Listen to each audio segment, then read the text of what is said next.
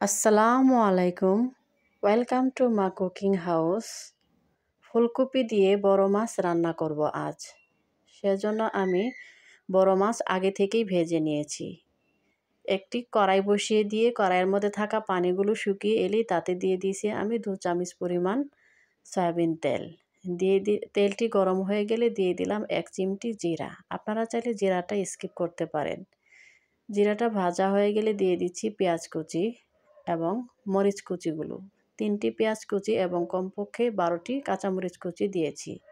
দিলাম 1 চিমটি লবণ, যেন পেঁয়াজ এবং মরিচগুলো খুব ভালোভাবে সহজেই ভাজা হয়ে যায়।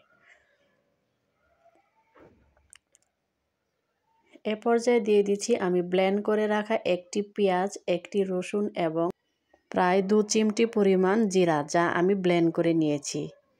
দিয়ে দিচ্ছি হাফ চামচ পরিমাণ হলুদ গুঁড়ো এবং 1 ফোঁটা পানি দিয়ে দিলাম, যেন মশলাটা খুব সহজে ভাজা হয়ে যায়, যেন মশলাটা বা হলুদগুলো পুড়ে না যায়। এবার আমি কমপক্ষে 2 মিনিট পেঁয়াজ, মরিচ এবং মশলাগুলোকে ভেজে নিলাম। দিয়ে দিলাম এই গ্লাস দিয়ে প্রায় হাফ গ্লাস পরিমাণ বা অর্ধেক গ্লাস পরিমাণ পানি। এবার আমি মশলাগুলোকে কষিয়ে নেব কমপক্ষে 5 মিনিট।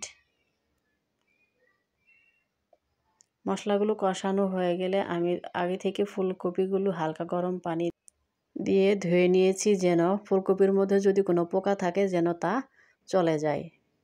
এরপর নিয়েছি প্রায় 3 থেকে 2টি আলু এবং ফুলকপির কচি ডাঁটাগুলো নিয়েছি এবং কয়েকটি বেগুনও নিয়েছি কেটে। আপনারা চাইলে আরও অন্যান্য সবজি অ্যাড করতে পারেন।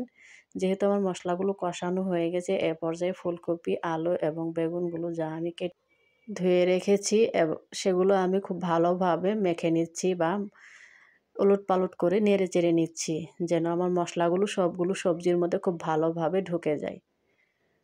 নাড়াচাড়া হয়ে গেলে আমি দিয়ে দিচ্ছি এ পর্যায়ে এই গ্লাস দিয়ে 2 গ্লাস পরিমাণ পানি, অর্থাৎ আমি এখানে প্রায় হাফ লিটার পরিমাণ পানি দিয়েছি।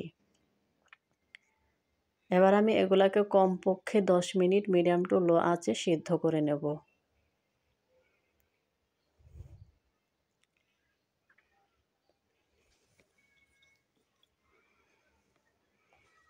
ফিরে আসছি 10 মিনিট পর। এ পর্যায়ে আমি আমার সবজিগুলোকে একটু নেড়ে চেড়ে নেব। উপরের অংশগুলো নিচের দিকে, নিচের অংশগুলো উপরের দিকে, যেন লবণ, মরিচ, হলুদগুলো খুব ভালোভাবে অ্যাডজাস্ট হয়ে যায় এবং ঢাকনা দিয়ে ঢেকে কমপক্ষে আরও 5 মিনিট আমি সিদ্ধ করে নিলাম। এ পর্যায়ে আমার সবগুলো সবজি সিদ্ধ হয়ে গেছে এবং রেসিপিটা প্রায় হয়ে এসেছে। সেজন্য আমি কিছু ধনিয়া পাতা কুচি দিয়ে দিচ্ছি।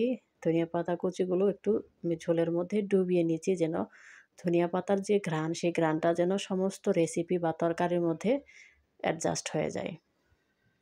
এখন আমি আগে থেকে মাছ ভেজে রেখেছিলাম, এই ভেজে রাখা মাছগুলো আমি দিয়ে দিচ্ছি। ভেজে রাখা মাছগুলো আমি ঝোলের মধ্যে ডুবিয়ে নেব, যেন মাছের যে ঘ্রাণ বা স্বাদ, সেই ঘ্রাণ বা স্বাদটা যেন সমস্ত তরকারি বা সমস্ত রেসিপির মধ্যে মিশে যায়।